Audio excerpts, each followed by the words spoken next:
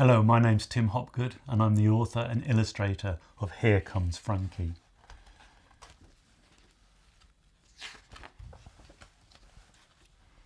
Frankie lived with his parents halfway along Ellington Avenue. It wasn't the kind of street where children played happily outside or where their neighbours stood and chatted.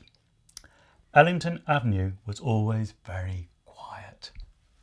Even the birds had lost their chirp. Frankie had always been quiet and well behaved. As a baby, he never cried, and as a toddler, he never caused a fuss. And at school, Frankie only spoke when he was spoken to.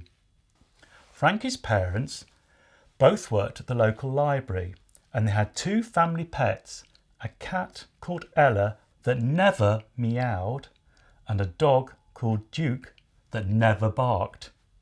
And they all lived together in perfect peace and quiet. And that's exactly how Frankie's parents liked it. His father would read for hours in silence, while his mother liked doing the crossword puzzle. But Frankie was beginning to find life at home just a little too quiet. Even the big clock had lost its tick-tock. And so, that very night, the usually quiet Frankie made a very loud announcement. "I've decided," said Frankie. "I want to learn to play the trumpet." Frankie's parents were rather worried. "I've a lovely book on trumpets you can look at," said his mother, hopefully. "I don't want to read about trumpets," said Frankie. "I want to play the trumpet." "Now listen, son," said his father. "How about learning to play something quiet like chess?"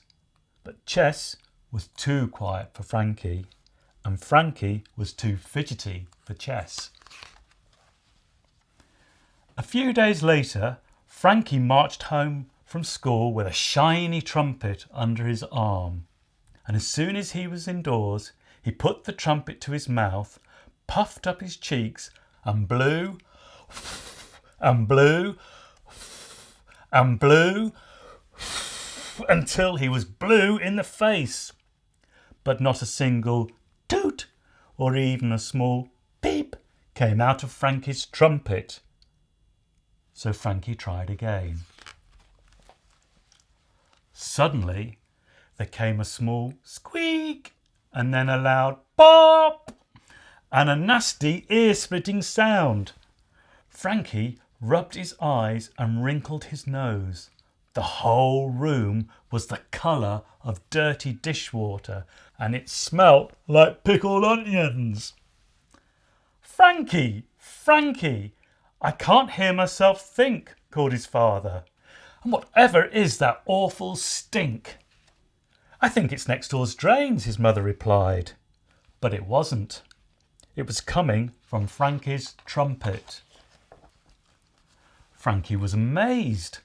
When he played the trumpet, he could not only hear the sounds, but he could see and smell them too.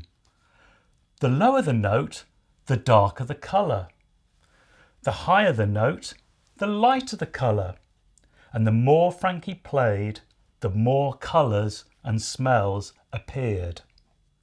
So he practised and practised until the air was filled with colourful music and bursts of weird and wonderful smells. Beautiful patterns of sound floated through the house. "Amazing," said his father, putting down his book. "Delicious," cried his mother, putting down her pen. "And what a lovely tune! Frankie, is that you?" Frankie's parents couldn't believe their ears, their noses, or their eyes. Duke started to bark, "Woof!" and Ella started to meow, "Meow!" and the clock began to tick-tock, tick-tock. and then Frankie's parents started to dance.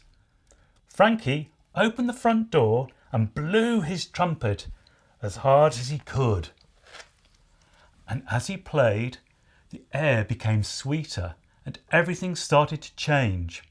And the louder Frankie played, the brighter everything became. And as he marched down the street, people came out of their houses. They started to tap their feet and clap their hands and danced to the sound of sunshine along noisy Ellington Avenue.